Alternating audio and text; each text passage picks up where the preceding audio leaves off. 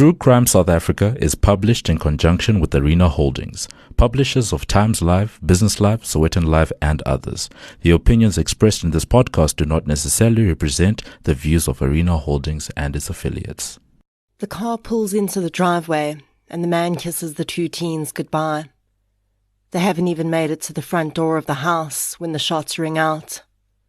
Cowering in fear, they watch as their father's body crumples, and shadowy figures scatter into the night.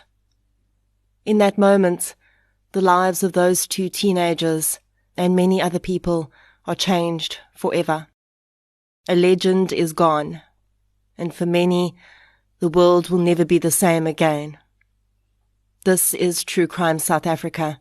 I'm Nicole Engelbrecht, and you're listening to episode 94, The Murder of Lucky Dube.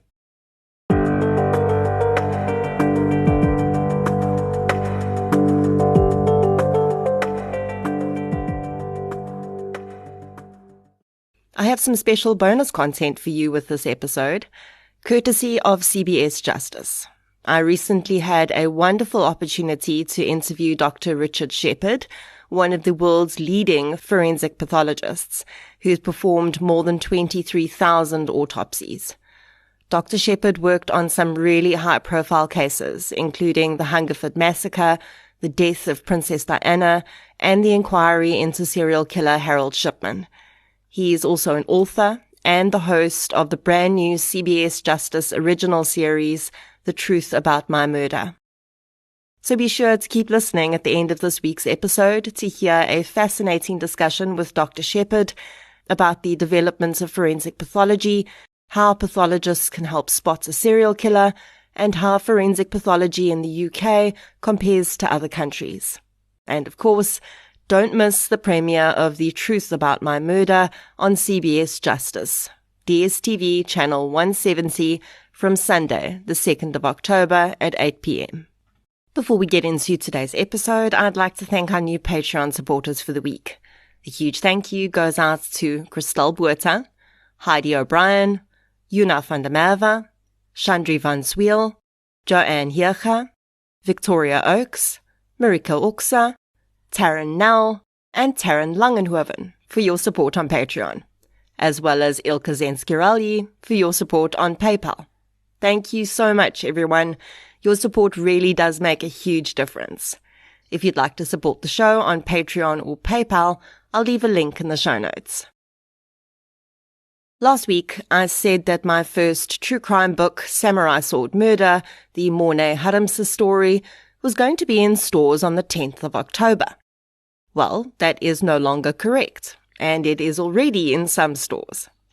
The book is being published by Melinda Ferguson Books, an imprint of NB Publishers. It will be available in paperback, ebook, and audiobook formats. There is 3 book launches planned so far.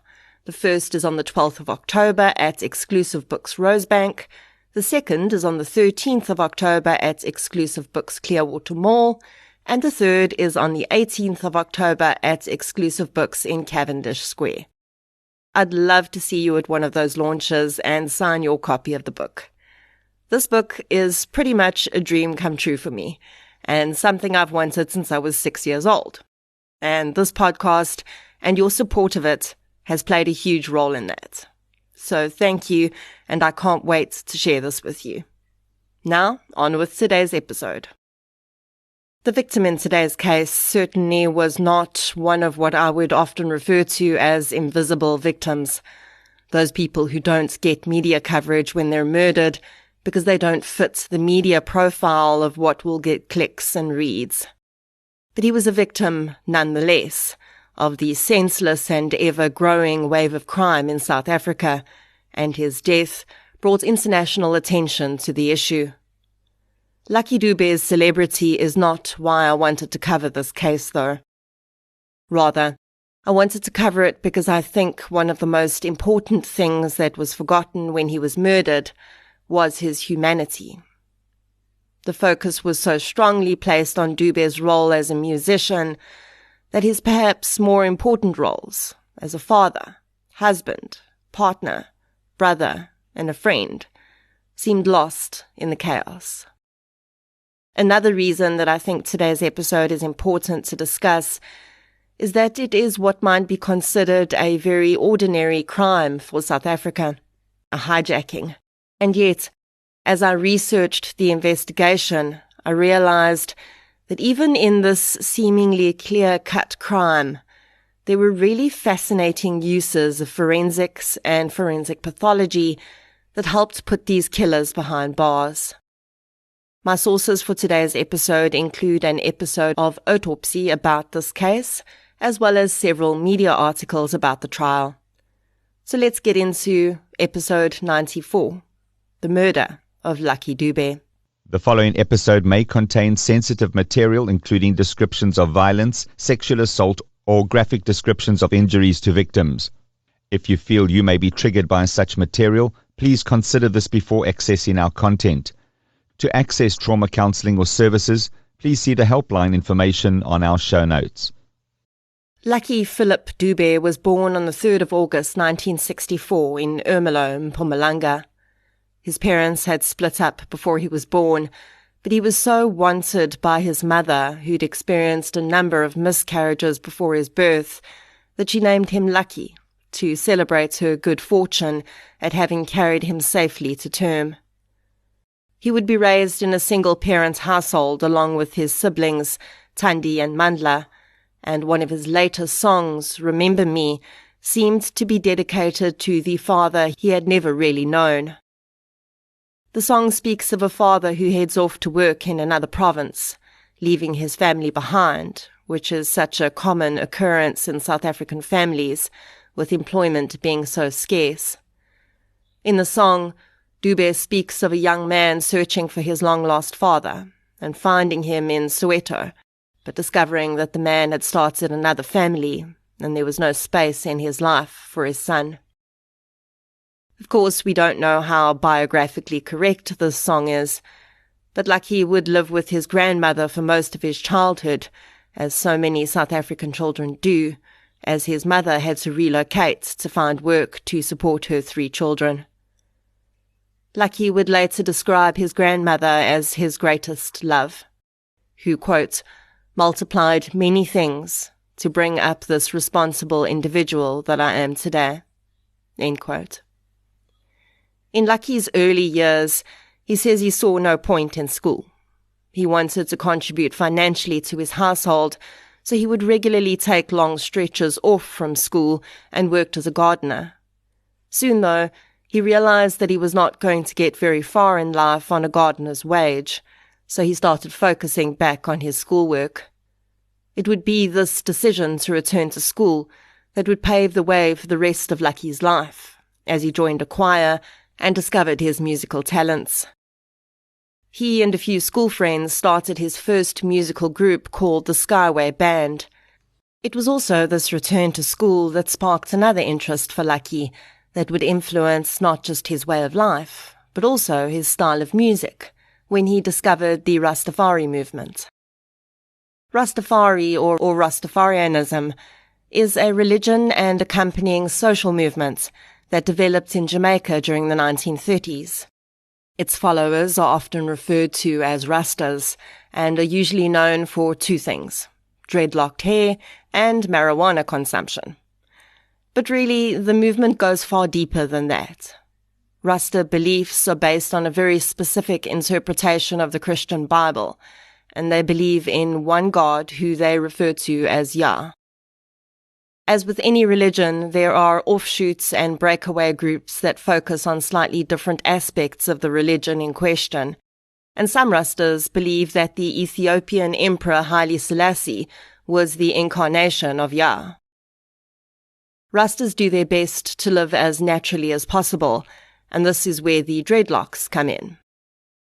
The use of cannabis is regarded as a sacrament in the original Rastafari religion, and the most devout followers only consume it as part of ceremonies or on special days, and often only in tea form and not by smoking. This is one of the aspects of the religion that has become misunderstood and skewed by those who practice different versions. And as a result, Rastafarianism has become almost synonymous with the smoking of cannabis. This was something that Lucky Dube rejected, and he consumed cannabis only in tea form on special religious occasions and didn't smoke it. Another part of the original Rasta religion that Lucky found difficult to adhere to was the strict patriarchal roles insisted upon, as well as the often homophobic values included in the religion. Lucky, having been raised by two strong women, had a deep respect for women, and although this aspect did not go against the Rasta religion in principle, he could not bring himself to adopt the idea that women should submit to men, as Rastafari suggests should happen. He also could not align himself with the Rasta belief that homosexuality was wrong. As a result, Lucky would end up practicing his own brand of Rastafari, one perhaps that focused far more on loving and accepting everyone. Another thing that is often made synonymous with Rastafari culture is reggae music, and although the style of music did originate in Jamaica and would be adopted by many Rastafarians, it was actually not initially developed strictly as a Rasta music style. Original Rasta music was actually based off many old Christian hymns, combined with local Jamaican styles, and it was only really in 1968 that reggae exploded and was adopted by many Rastafarians. When Lucky Dube started his musical career, reggae wasn't really a huge influence for him yet. In fact, Lucky's first professional gig was with his cousin's band, the Love Brothers, playing Zulu pop music. He joined the band when he was 18 and still at school, and also worked as a security guard at car auctions on the weekends. The Love Brothers would eventually be signed on to Teal Record Company, which was later incorporated into Gallo Records, when Lucky was still writing his matric. The band recorded in Johannesburg when Lucky was on school holidays.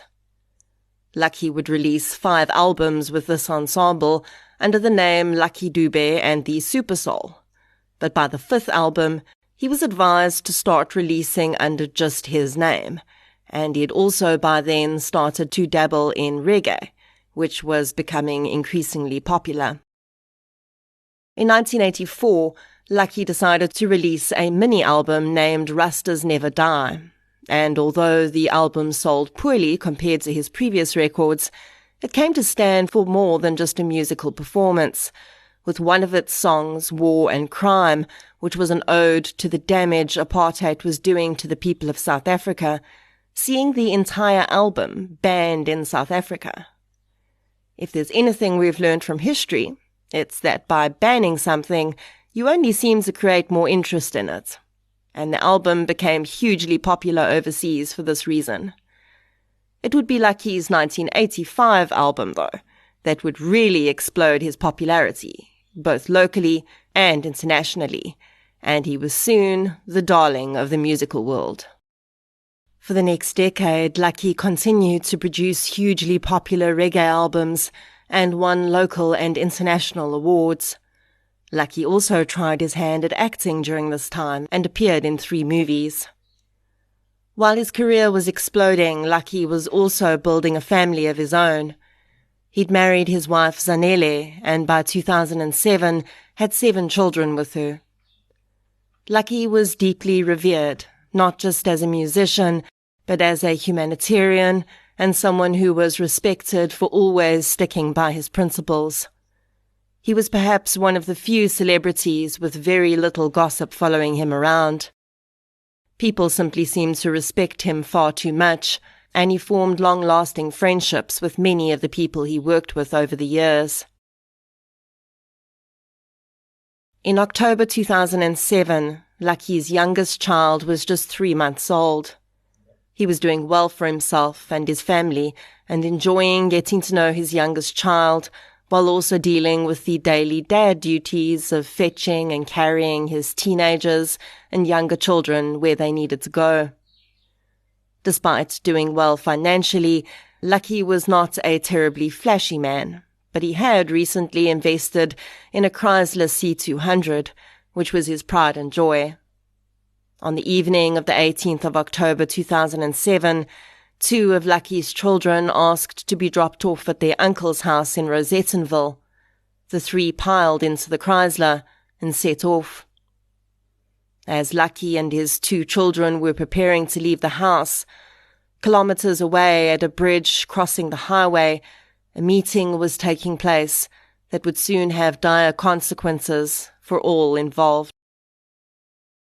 Thabo Maropeng, Sifiso Mhlanga, Ludwe Ngowa, and Mbuti Mbabe had been associates for quite some time. Their business was less than official, though. The 4 men were hijackers. They spent their time scouring the streets of Johannesburg for unwitting drivers to hijack. The vehicles they were after changed all the time.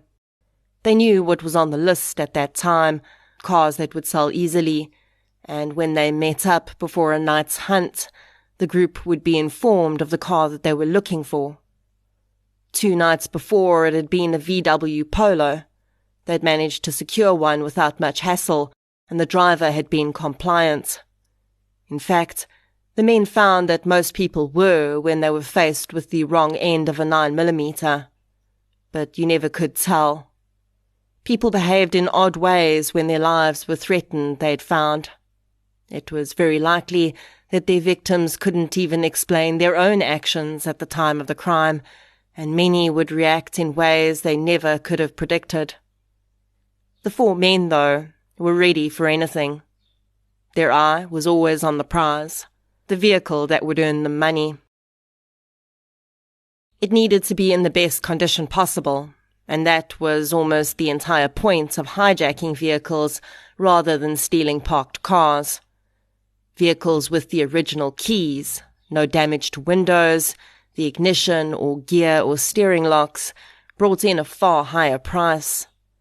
Hijacking, of course, also came with far greater risk. More and more South Africans were arming themselves as hijacking became more prevalent, and taking the car straight out of the victim's hands meant they could more quickly alert police. This was why they would often take their victims with them if they were compliant, put them in the boot of the car, and drop them off in a quiet place with no cell phone.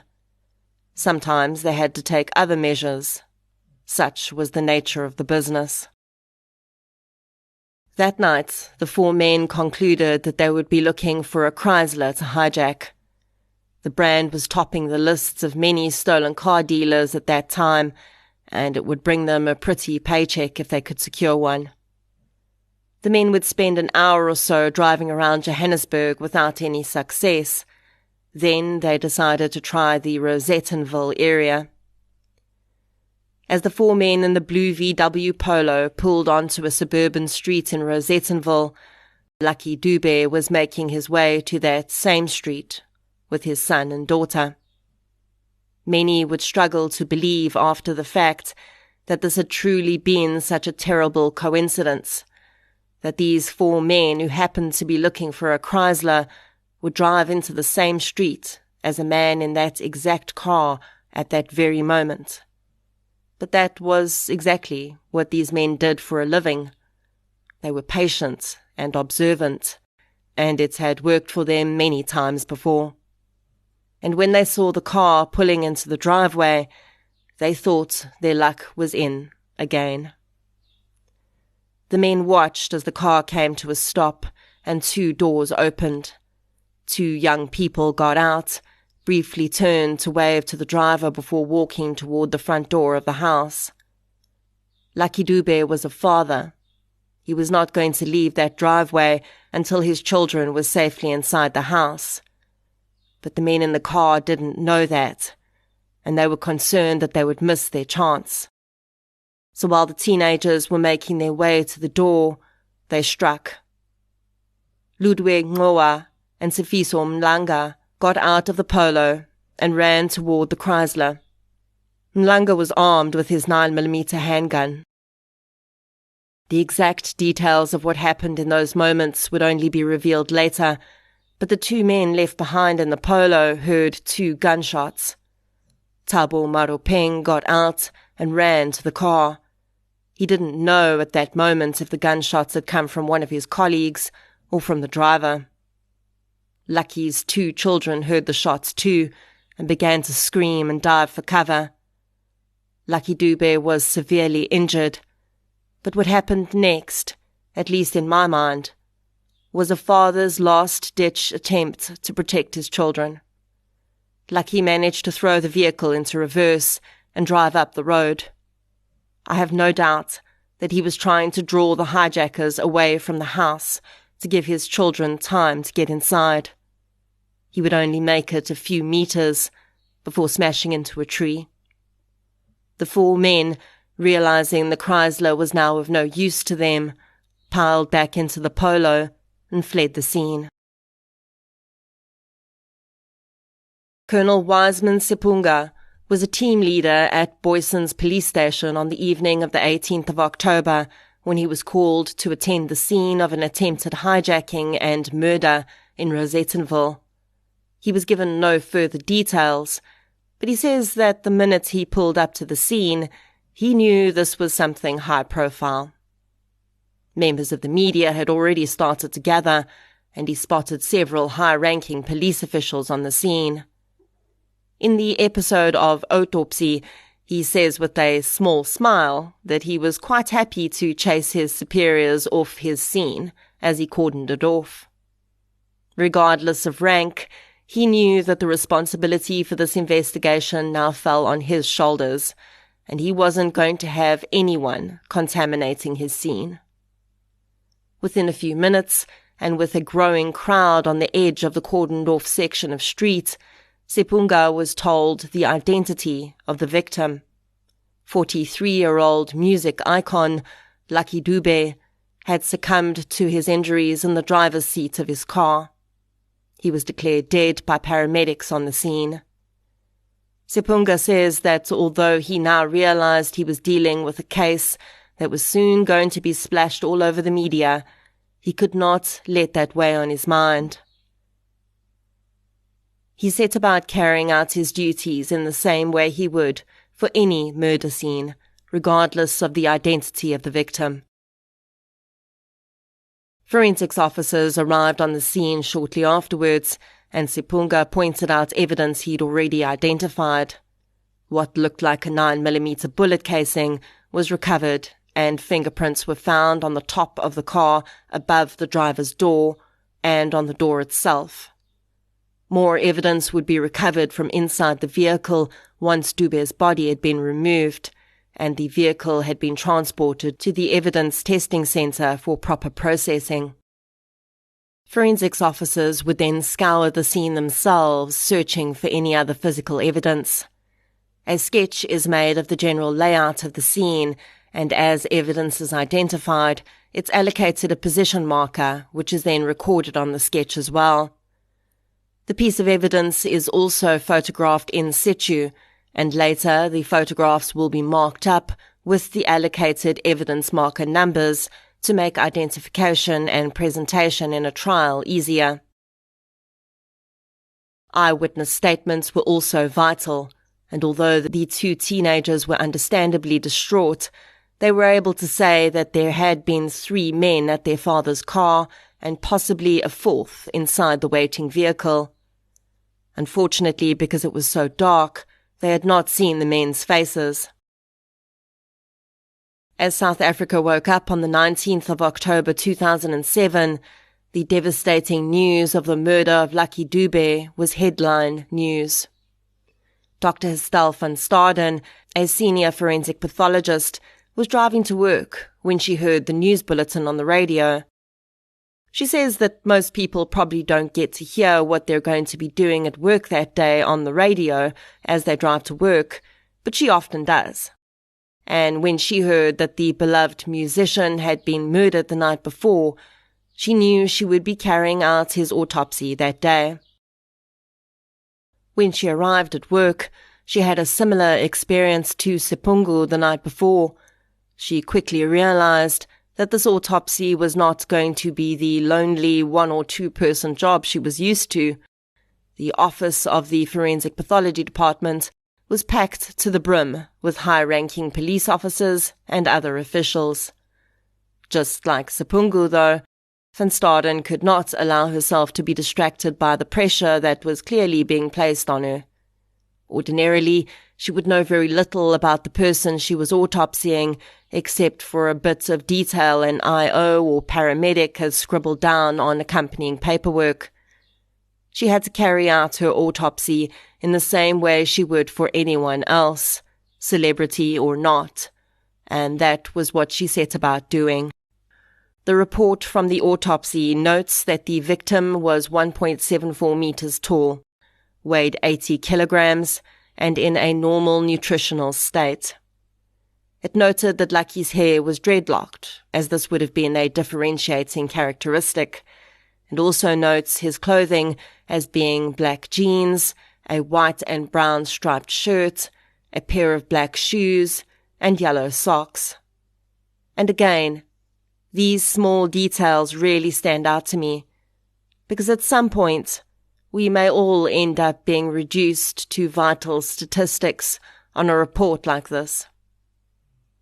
When Lucky Dube got dressed that morning, pulling on perhaps his favourite comfy black jeans, a vibrant striped shirt, those yellow socks, and black shoes, he had no idea that just over 24 hours later, those very clothes would be noted down by Dr. Estelle van Staden and her team as being the final pieces of clothing he would ever wear.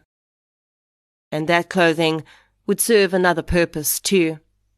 It would become a piece of evidence that helped tell the story of how he died. Dr. van Staden had been informed that the victim had sustained bullet wounds, and a vital part of understanding the trajectory of a bullet outside and then inside the body is seeing where it entered through the clothing, if applicable. In this case, Van Staden found 2 holes in the back of Lucky's shirt. One measured 6 millimeters in diameter, and the other 15 millimeters. Each hole corresponded with an area of blood staining on the fabric. There was another single hole over the back of the right buttock of Lucky's jeans. Photographs are taken of the areas identified on the clothing for use in court. Upon removing the clothing, Dr. van Staden was able to determine that the 2 wounds to Lucky's back were bullet entrance wounds, and the wound on his thigh was a single exit wound. This told her 2 things. Forensics needed to look for a bullet inside the vehicle, and Dr. van Staden needed to look for a bullet inside Lucky's body, which had clearly not exited. Dr. van Staden explains the difference between an entrance wound and an exit wound as it pertains to bullets. When a bullet enters the body, it has the most energy it will have at any point after leaving the gun, and therefore the entrance wound is much cleaner and round in appearance. There is also usually a ring around the wound of skin that's slightly damaged by the energy given off from the bullet. As the bullet moves through the body, it loses energy, and as a result, when it exits, the wound is not as round as the entry wound. It is more slit-like, and essentially more of a tear in the skin than a hole. There is also usually no ring of damaged skin around this exit wound because the bullet doesn't have as much energy left.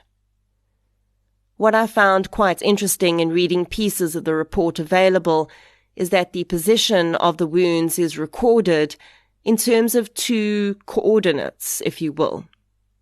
The first is the body's midline, so essentially an imaginary line drawn down the middle of the body, and the second is how high the wound is in millimeters above the person's heel. This is then, of course, taken into account, especially with bullet wounds, to be able to determine the trajectory of the bullet and where the offender may have been standing when the bullet was fired. So the first wound to Lucky's back, for instance, was measured at being 190 millimeters to the left of his midline and 1,200 millimeters above the left heel. After recording the external injuries, Dr. van Staden's next job was to figure out the trajectory that the bullets had taken inside Lucky's body. Van Staden notes that it is not always possible to tell which wound was sustained first or second, but it is quite vital information to know which wound caused what damage, as this could become important in court. It's also important because it will tell the investigating officer how long the person may have been conscious after receiving an injury, and crucially, how long they may have been alive for after sustaining that injury before their heart stopped beating completely. Determining the trajectory of a bullet inside the body is an extremely difficult task, and there is no one-size-fits-all formula to figuring this out, because every single situation will be different. The thickness of clothing, for instance, can drastically alter the trajectory of a bullet, and that's just one factor that needs to be taken into account. In this case, Dr. van Staden was able to determine that the bullet that had exited the body had done the most severe damage. She was also able to determine that this bullet had been fired at a downward and to the right angle. It had entered the abdominal cavity and perforated both the iliac artery and vein, and it had then ruptured the bladder before exiting out of the pelvis.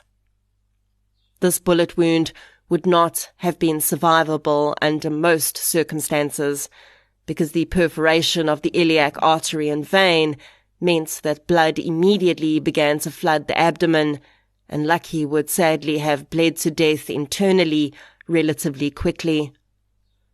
Dr. van Staden recovered almost 2 liters of blood-stained fluid from the abdominal cavity, in addition to significant hemorrhaging outside of that cavity. The other bullet had only penetrated the soft tissue of the back and lodged there.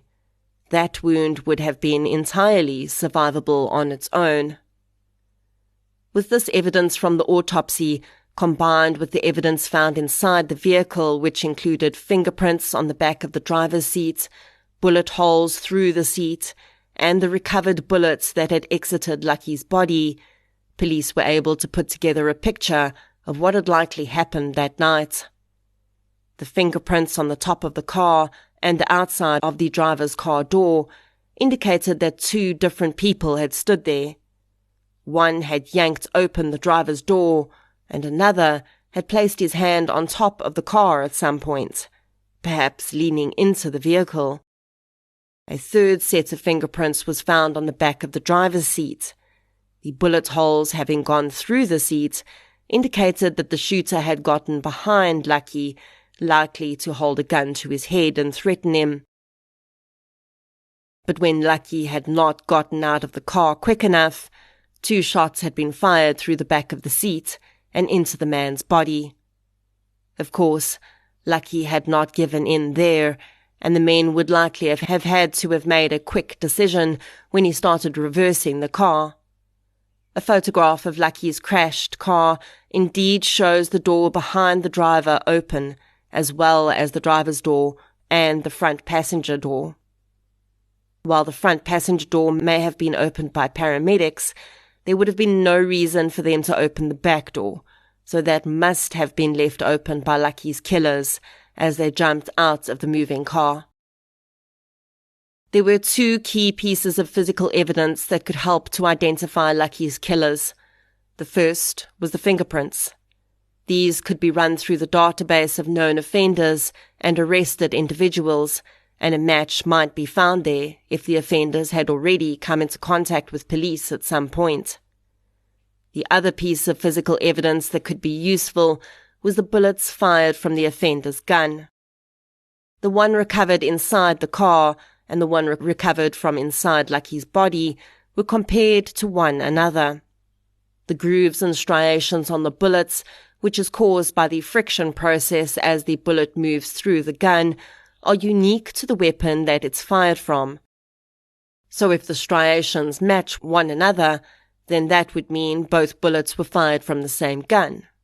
When this was confirmed to be the case, it wasn't much of a break because police had already suspected that one individual sitting behind Lucky had fired both shots at him. The key would be if they could match those same grooves and striations with another case already on the system. Christo de Klerk of the SAPS's Forensic Ballistics Services explains that it can be helpful when two cases can be linked by means of a weapon, because then your chances of finding the perpetrator increase, as you can safely assume you're looking for the same offender in both cases, and evidence from one crime can be added to evidence on another crime, and hopefully there'll be enough overlap and missing pieces of the puzzle to lead to an offender. In this case, no other ballistic matches were found on the system, but with the grooves and striations mapped out on the bullets, once they found a gun, they would be able to easily identify it as the murder weapon. The key to cracking this case would be fingerprints. In particular, the fingerprints on the top of the car, which came back to one Thabo Maropeng. Maropeng's record was run and two possible locations were identified as being places he'd lived. In a coordinated sting, police raided both residences at the same time. Thabo Maropeng was not present at either home, but police did detain Maropeng's wife, Mpho. After briefly chatting with the woman and finding the VW Polo on the property, which had been reported as stolen in a hijacking 2 days before Lucky's murder, police advised Mpho that it was in her best interests to cooperate with them and tell them where her husband was, because they had more than enough reason to arrest her too for being in possession of stolen property. It didn't take Mpho very long to make the decision, and she told police where they could find her husband and one of his friends. Later that night, Thabo Maropeng and Sifiso Mlanga were arrested in the back room of a property not far from Maropeng's townhouse. In the room, police found a 9mm handgun. Although neither Thabo nor Sifiso seemed very interested, at least at first, in cooperating with police, Thabo's wife was singing like a bird back at the police station. She told police that on the 18th of October, she and her husband had been in Sandton at a timeshare meeting. She'd noticed that her husband's phone had been constantly ringing during the meeting, and at one point he'd taken a call and told the person on the other end he would meet them on a bridge near the city centre. After the meeting, Thabo had asked her to drop him off in town. She identified the 3 men that were waiting for her husband as Mlanga, Ngoa, and Mabe. Mpho said that she dropped her husband off and then went home in their maroon bakkie. The 4 men had left in the blue VW Polo. Mpho told police that later that night, all 4 had returned to the townhouse and her husband had asked her for the keys to the bakkie. She'd looked outside and noticed that the Polo they'd been driving was damaged. Now, I was not able to get 100% clarification on this point, but it appears that as Lucky reversed his car out of the driveway that night, he'd clipped the Polo which was parked behind him in the street. Mpho's husband had claimed that night that they'd been hit by a taxi at a petrol station, but it would later become apparent that this was not the case. Mpho said that the men had left again after that, with 2 of them driving in the Maropeng's bakkie, and the other 2 in another unidentified red vehicle. The woman told police that the next night, the evening of the 19th, she'd returned home from work expecting her husband to be ready to go to the mall as they'd arranged earlier in the day, but instead she'd found him in front of the television, watching news coverage about the murder of Lucky Dube. She says that her husband had then confessed to her that it had been his group that was responsible. The men would consistently claim that they had no idea it was Lucky Dube in the car at the time of the hijacking and shooting, and although investigating officers said they didn't believe this and that they were sure the men must have recognized the popular singer. For me, Thabo's statement around this claim is really strange. He said that Sifiso Mlanga had not known it was Dube and had, quote, thought the man was a Nigerian, end quote. This statement would never be explained in any sufficient detail, but I can't help but wonder what this implies. Did the men think less of shooting someone because they didn't think the victim was South African? Would they have behaved differently if they'd known it was Lucky behind the wheel? In my mind, the only reason these men may have backed off from hijacking and shooting someone famous would be because of the media attention it would get. And although their statement smacks of xenophobia, I actually don't think that they would have thought twice if they thought the victim was South African. Chillingly, Thabo told his wife that after they had dropped off the polo at the townhouse that night, they'd gone back to the scene of the crime. As Detective Shipingu was herding top brass cops and members of the media off his crime scene, the men who were responsible for the murder were pulling up nearby and joining the crowd. This, of course, is not unheard of, and it's actually quite common for murderers to return to the scenes of their crimes. Thabo explained that they wanted to see what was happening, and they became concerned when they saw all the media and realized that they were in deep trouble. 2 days after Lucky's murder, Mpho told police that the 4 men had taken the polo to a panel beater. They needed to fix the damage to the car, firstly as it was likely an identifying factor, and secondly because they wanted to get rid of it as soon as possible. She gave police the name of the panel beater. It turned out that a trip to the panel beater was not all the men had done 2 days after Lucky's murder. When police raided the Maraping property, they found 4 vehicles. One of the vehicles was a Mercedes-Benz that had been hijacked on the night of the 20th of October. Sipiwe Mdlaba had been driving his Mercedes-Benz on the evening of the 20th of October when he pulled into his driveway and was hijacked by the 4 men. Despite having murdered a man just 2 nights before, the 4 had absolutely no qualms about doing it again if they had to. Mlaba told police that he'd feared for his life as a gun was held to his head. He complied and got out of the vehicle, and the men had driven off. With all of this information in hand, the remaining 3 suspects were arrested. Mpho Marapeng was also arrested for being in possession of 2 stolen vehicles.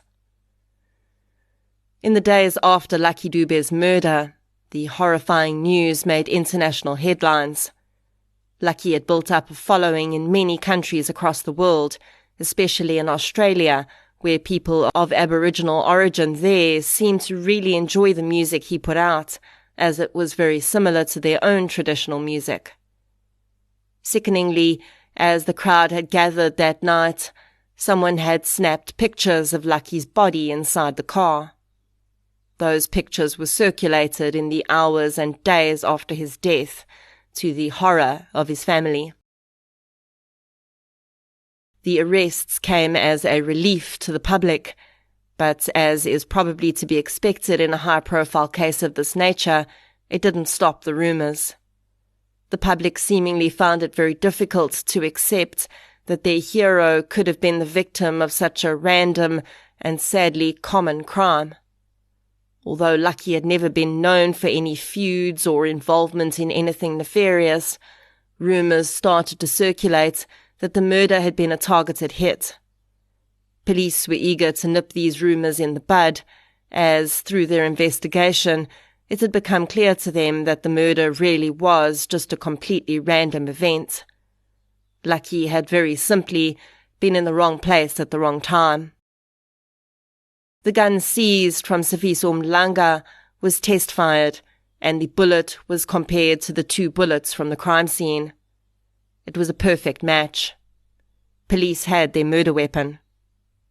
When they compared Mlanga's fingerprints to those found behind the driver's seat, Those two matched, and police were sure they'd identified their shooter too. The fingerprints on the driver's car door were identified as belonging to Julius Ngcowa. Although Thabo Marupeng initially resisted cooperating with police, both he and his wife soon chose to make deals with the state. Both would be given immunity from prosecution if they testified against the other three accused. In Thabo's statement, he confirmed what his wife had told police. He said that his fingerprints had been left on the roof of the car after he heard the shots and had gone to see what was happening. He'd leaned into the vehicle, leaving his mark behind. The three men were all charged with murder, 2 counts of aggravated robbery for the hijacking of the Polo and the Mercedes, 1 count of attempted aggravated robbery for Lucky's case, and 2 counts of the illegal possession of a firearm and ammunition. Lucky Dube was laid to rest in a private ceremony for his family and friends. Although the ceremony itself was closed to the public, large screens broadcast it in a nearby field, and thousands of fans gathered to bid farewell to the icon. Scenes from inside the memorial spoke to who Lucky was as a person. His 7 children and wife clung to one another in grief. Friends and colleagues wept and held each other as speaker after speaker shared their memories of the man. The trial of the 3 accused would begin in late 2008 and continue on into early 2009. Eyewitnesses, including Lucky's 2 traumatized children who'd been present that night, testified, and the 2 men who'd been hijacked of their Polo and Mercedes respectively spoke about what they had experienced. It became very clear that the 3 accused were violent men with absolutely no regard for life. Both of the hijacking victims broke down when they said they realized how close they'd come to being killed too. One wrong move would have set these men off. That much was very clear. Dr. Hestel van Staden testified to her findings in the autopsy. She said she was surprised by how quick the cross-examination by the defense was. The evidence mounted, and all 3 accused seemed headed one way. At least 2 of the men, though, weren't prepared to face up to their crimes, and in March 2009, the unthinkable almost happened. On the morning of one of their appearances, a truck transporting 16 prisoners, including Sifiso Mlanga and Mbuti Mabe, arrived at the High Court building at 7:30 a.m. All of the prisoners were set to attend their respective court cases that day and would be held in the holding cells until called for their appearances. The truck pulled into the courtyard and down into the basement of the court building. It pulled alongside the holding cell area, and the roller gate to the basement was closed.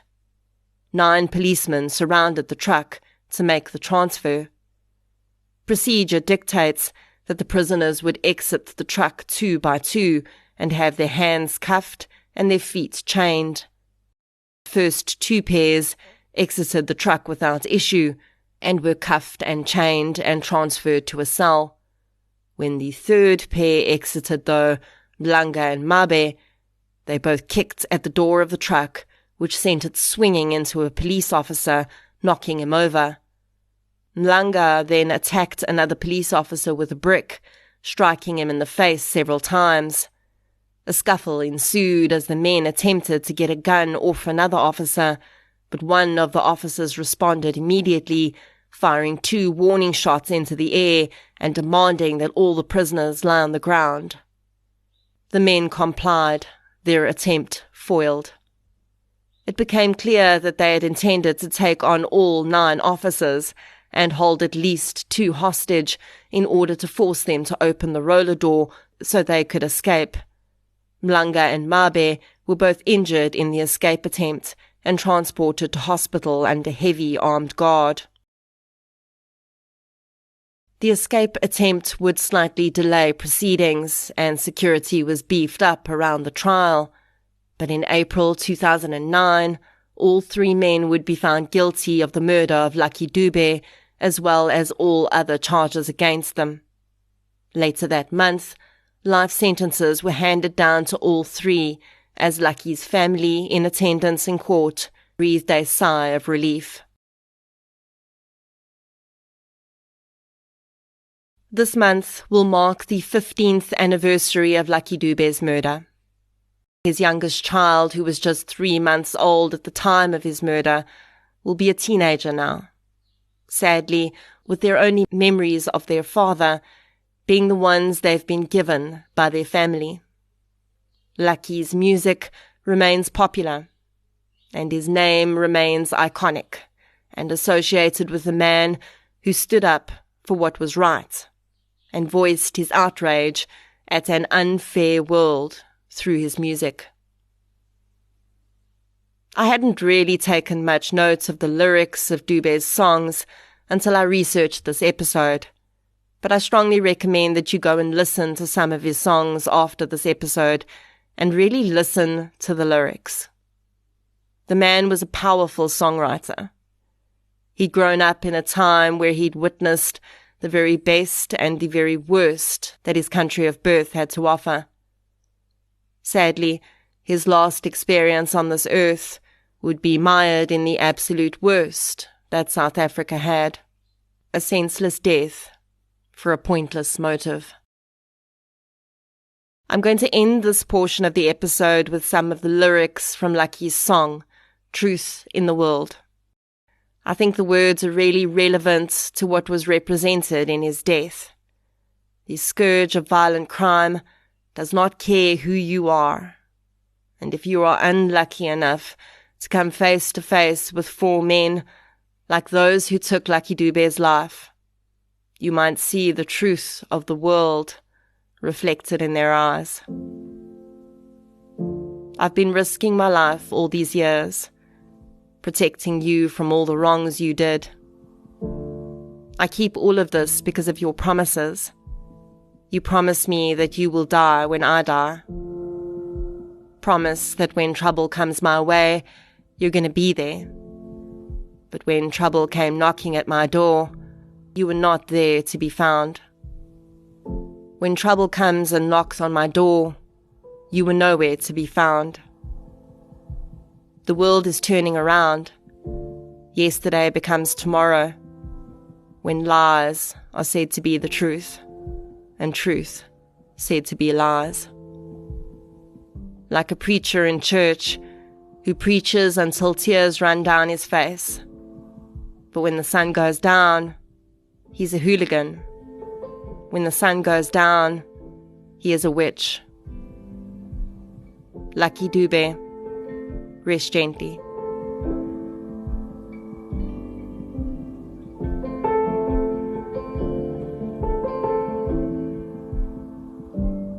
Thank you for listening to episode 94, The Murder of Lucky Dube.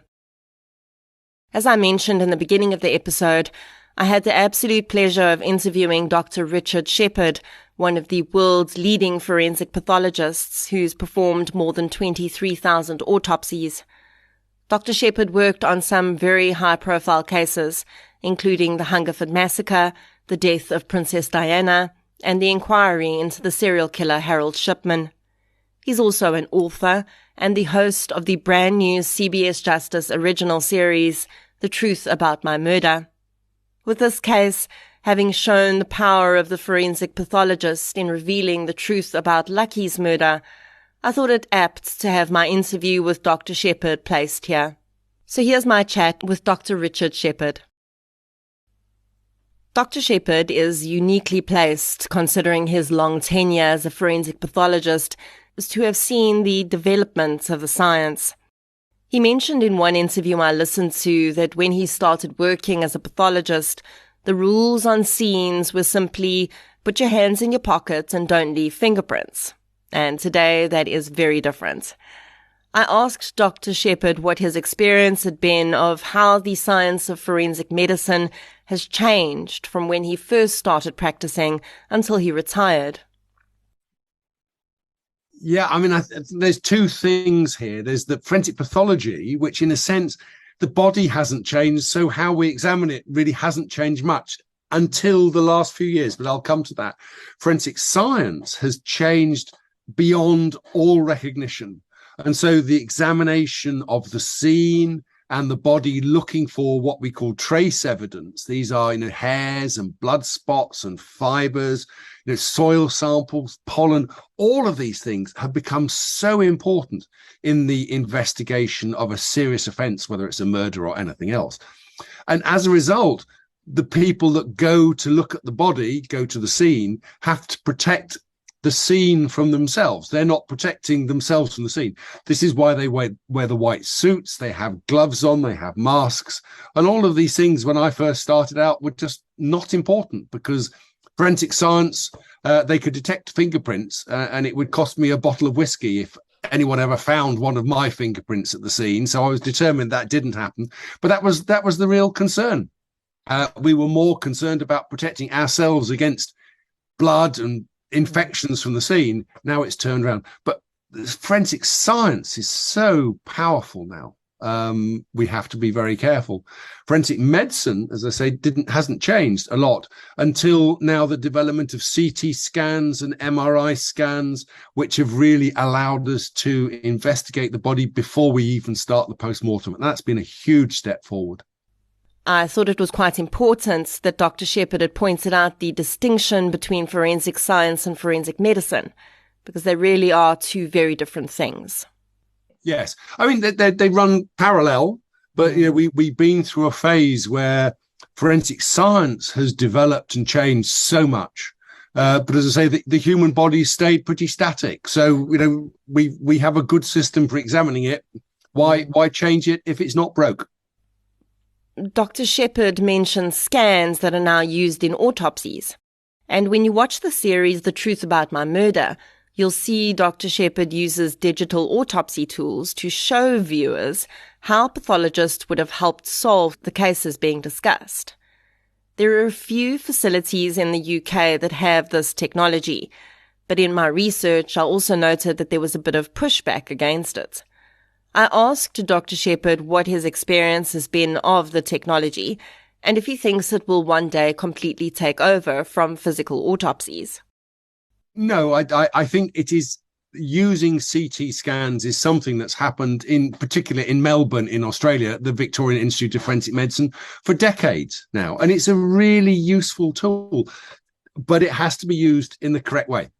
It's used there and now increasingly in the UK and America and other places too, to try and understand why someone has died from natural causes. So we're not talking about accidents. We're not talking about murders. We're talking about being able to make a decision to say, we do not need to do an autopsy on this body because we have the results. Let me take a simple example.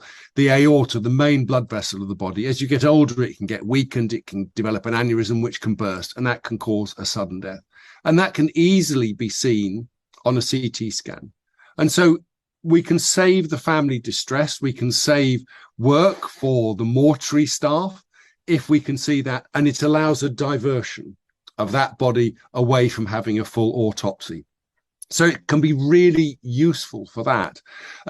But some forensic pathologists, some pathologists don't like it because they think the radiologists are muscling in on their field, which clearly isn't true.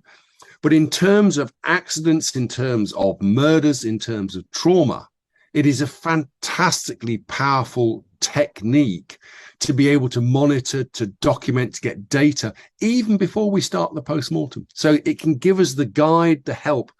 And on that area, the forensic area, the suspicious death, the murder, it is so powerful and so helpful. I asked Dr. Shepard whether, to his knowledge, there'd been any issue with courts accepting digital autopsy evidence in criminal cases. None that I'm aware of. I think because it is are well established in clinical medicine. It is so well established how the data is saved, how it's recorded, how it's transferred is well. So I'm sure there will come a challenge, if you see what I mean, because that's what happens when there's the interface between medicine and the law. There will come a challenge, I'm sure. But at the moment, it's been proven to be so useful. We had in England, there was a case a while ago of a man who was found injured by the side of the road, and it was thought that a truck had gone past and hit his head with the wing mirror of the thing. No one took a lot of notice. He went into the hospital. He had a surgical operation that removed the damaged bit of skull, and then he died. And then it became clear that actually it wasn't a truck. He'd been hit with a hammer. But by that time, the bit of skull had been thrown away. But from the CT scan, they were able to recover that data, and using 3D printing, they were able to make the bit of skull and use that bit of evidence in court to convict someone. So, it has a power far beyond anything that we can perhaps even think of now. How amazing is that story? In other interviews I listened to with Dr. Shepard, he'd spoken about the autopsies he'd done, which ended up being the victims of serial murderers. Forensic pathologists are often uniquely placed to see the similarities in cases and identify those. I asked Dr. Shepard if he could explain how he may have experienced the similarities and progression in these post-mortems of the victims of serial murderers. I mean, I've not been involved directly in many, but the one I have been involved in is the case of a lady called Rachel Nickell, who was murdered in a park area in South London when she was out walking with her young son. I think he was less than 2 years old. She was stabbed multiple times. But it was only later on that I was examining the body of someone else. And I said, this is so similar. It's a young woman with a child, only this time in a house with a child, who both of them had been murdered. And I said, this is so similar. There needs to be a link, because the murder of Rachel was so unusual. No murder is routine, but there are patterns that you see time and time again. And remember, you're much more likely to be murdered by a member of your family or a relative than anyone else in the world. So, look at that carefully when you go home tonight. But it is, this is just so unusual. A young woman stabbed to death in a parkland area. And it's these unusual cases. So the linking in, but of course, serial killers change. Serial killers alter what they do. They discover that they got enjoyment out of that bit of the murder, but they didn't get enjoyment out of the other bit of the murder. And so it changes. And spotting that can sometimes be easy, can sometimes be hard. I was very interested to discover that Dr. Shepard was involved in the inquiry conducted into the serial murders committed by another more infamous doctor, Dr. Harold Shipman. Shipman, of course, is believed to have been the most prolific serial killer of all time. He was a medical doctor who murdered an estimated 250 of his most elderly patients, in many cases defrauding the victims by changing their wills or stealing from them in some other way before injecting them with deadly substances. I asked Dr. Shepard whether he could tell us about his involvement in that case. I mean, in English law, there's the prosecution and the defence will almost always employ a pathologist to advise them. And that was my role with Harold Shipman. I acted not as the prosecution pathologist, but as the defence pathologist. So I got to see many of the postmortems, and I got to understand a lot of what was going on. The consultant work is a lot of what's been keeping Dr. Shepard busy since he officially retired from work as a forensic pathologist. There's a finite line, I think, when you stop working on a very regular basis, a day-by-day basis. I think I'm conscious that I have to be aware of skill fade if I'm not doing it all the time. And now it is a number of years since I stopped doing full-time work. And so I'm doing less and less advice, working for the defence, advising coroners, advising governments and things like that. But it is less, because I have so much more interesting things to do, like flying my planes and keeping my bees, which is much more fun and less stressful. Nobody shouts at me when I'm doing them. Dr. Shepard has worked on many high-profile cases, but in another interview I listened to, he said that the most interesting cases he's worked on are actually not the most high-profile ones. I asked him which cases do stand out to him as the most interesting of his career. The high-profile ones are always interesting because there's lots going on, but often pathologically they are not the most difficult. When you have a pop star or an actress or an actor dead in a hotel, that's pretty sure it's going to be drugs and alcohol. The story of why they did it is much more sad and interesting than how they did it. It's difficult to pinpoint one case. I mean, I talk in my first book, Unnatural Causes, about the case of a girl called Alana who died from epilepsy, died suddenly, and for her parents' point of view anyway, surprisingly, overnight from epilepsy. And I think those cases are interesting because the diagnosis was a bit difficult. It was a bit unusual, but also talking to her parents, I was able to explain to them what had happened and how it had happened. And I hope give them an understanding that would enable them to begin a really difficult journey of coming to terms with the loss of their young daughter. And so they say that the fascinating cases are often these quiet ones where I've sat in a room with a wife or a son or a mum and a dad, and we've talked about what's gone on. I've learnt about what they thought about their relative, but I hope I've given them, with compassion, that ability to begin to move on. I can't take them through grieving, but I can at least help them to start the grieving with certain knowledge. And it's always true in medicine that the fantasies people have are 99.9% worse than the reality of what actually happened. And so rooting them, grounding them in the reality can be quite hard, but it's a far better place to start that process of grieving. I said to Dr. Shepard, as I have to the other forensic pathologists I've interviewed, that I think that this is almost one of the most important parts of their work. It's being able to gift that truth to a grieving family, because without it, their grief may be complicated and far more difficult to work through.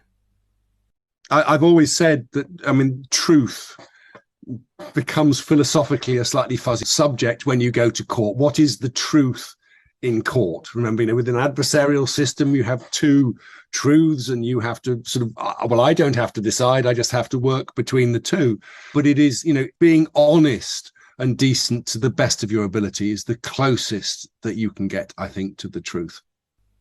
Having interviewed two South African forensic pathologists on the podcast, Dr. Herstel van Staden and Dr. Ryan Blumenthal, and now speaking to Dr. Shepard with a different geographical perspective, I wanted to get a feel for how the UK environment is different from South Africa.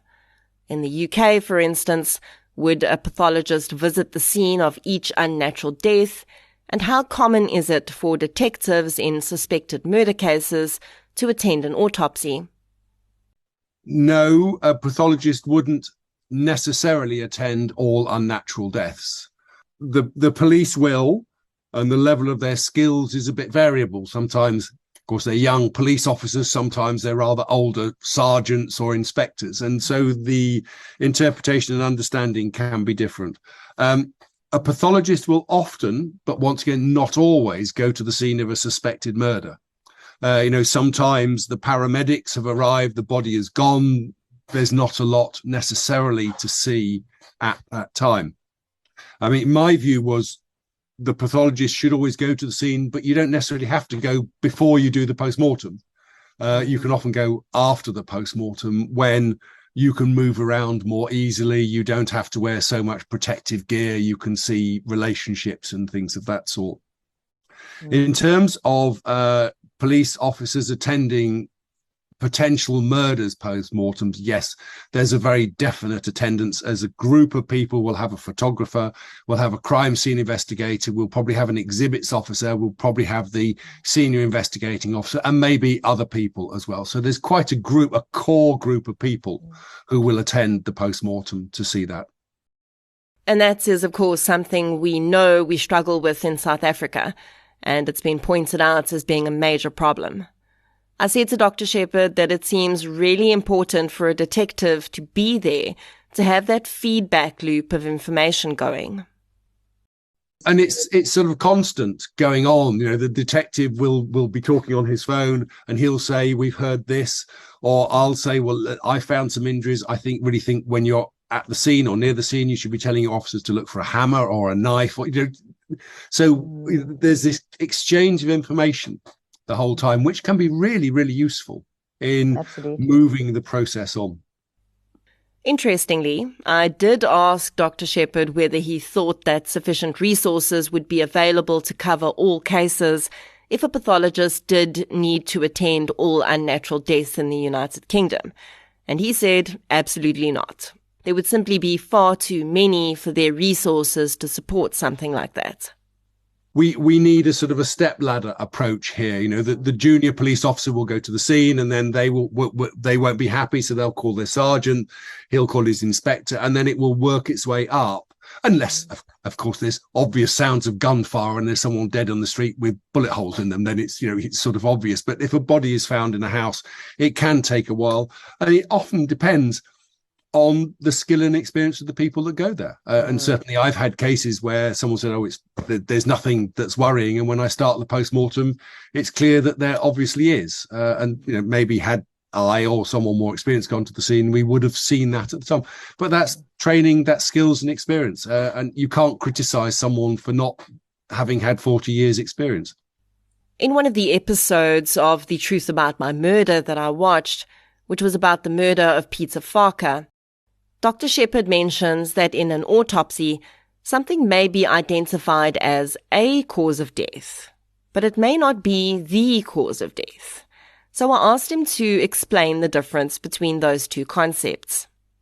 Whenever you do a post-mortem examination, there are a number of things may be obvious. Peter Farker, I think, he was found lying next to a bottle of whiskey, and, he smelt of whiskey, and he was said by his partner to be an alcoholic, and he'd found him like this. And so, there's lots of arrows pointing in one direction. And as a result, you can easily get led away down that track. In fact, that's probably not what happened to him. He was poisoned with other drugs that he'd been given. But if you're not thinking broadly, you have to be wary of being trapped. And it's all too easy to go down the easy route. I mean, I'm also doing a tour around the United Kingdom again, second time this year. And part of that tour is talking about how you look at the crime scene. And the words I use are think dirty. You have to think dirty. So even if it looks nice, the house is nice and tidy, everything's neat and straight, is that what it should be like? Or has someone tied it up? The body's in the bed. Have the body been moved? Has it been changed? Has it been altered? Have things been hidden away? All of these things have to go through your mind, but they can only go through your mind once you have the skills and the experience to be able to step back and think of them. So certainly it's true that, if you seize upon the simple thing, you might miss something that's far more important. Dr. Shepard has worked on several mass murder incidents, including the Hungerford Massacre and the Bali bombings. I asked him how scenes like that with multiple fatalities are different, if at all, from cases of single fatalities, perhaps in the way he would approach them or the challenges involved. Well, they're all so different. Hungerford was a number of people, but they were separated, they were interspersed, and in a sense it was also known how it was likely that each person was going to have died. So they were all different, but they were in a similar group, and they were sort of separate from each other. And so in terms of examining the scenes, it was possible to pick one at a time and move around and do the postmortems one at a time to get the individual bits of information. With something like a bomb blast or a plane crash or things of that sort, you get lots of mingling, you get lots of things happening all together, you get fire, you get large amounts of force and energy used and fragmentation. And world trade is perhaps the best example or worst example of that. And so managing those scenes is very different. In a bombing scene, if it's, when we managed the London bombings, there were 4 separate ones, but multiple fatalities at each. And it's a question of following it through in a careful progression, not rushing in. Once there is certainty that there is no one alive at the scene that requires help, then I always say, slightly jokingly, right, stop, go away and have a cup of tea and plan. Okay, we always have plans. We have plans that are made out of, in books that we can use for resilience. But let's go away, stop and think, because every single case is slightly different. And you don't want to miss, by rushing in and just following the protocol, bang, bang, bang, bang, bang, missing something that on this case is unusual. And when in the London bombings, what was unusual was there was a lot of blue plastic. That was it. Right. Nothing terribly exciting.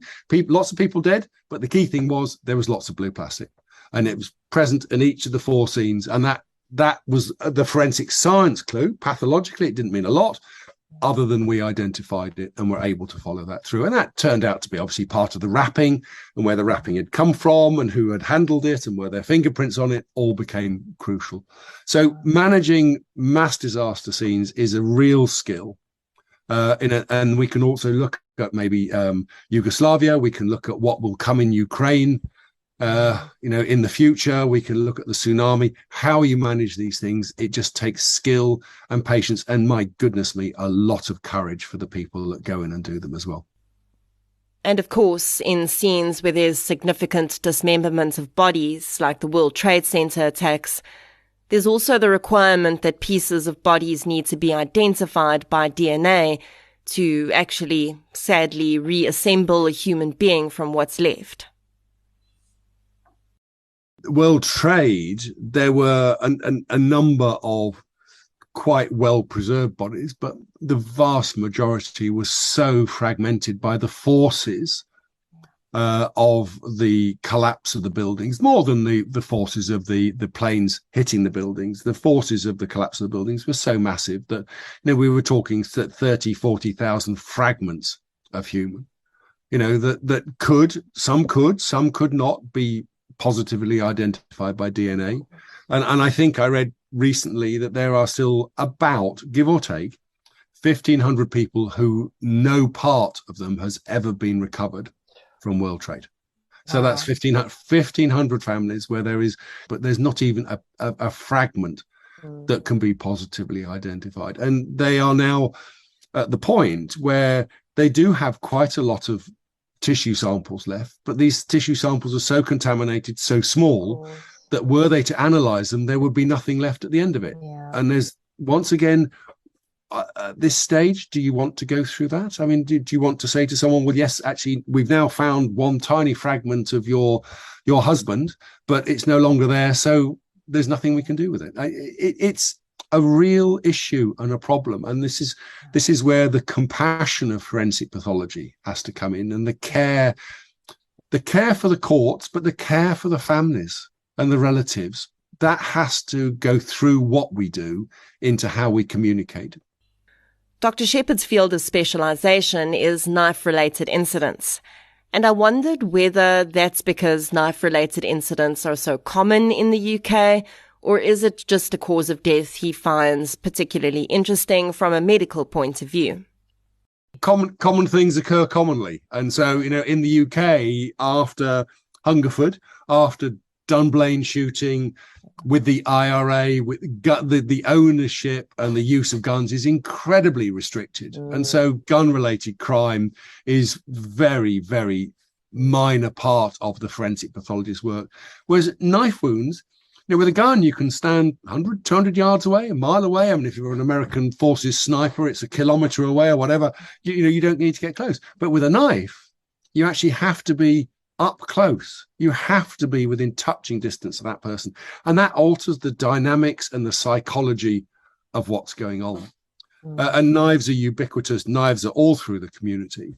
And I've seen so many cases of minor fights that have ended in the death of someone, just a fragment of a second of anger, a knife in someone's hand, and they're dead. And I slightly jokingly say that this is one of the design faults that I found with the human body, that most of us are right-handed, 85% or so right-handed.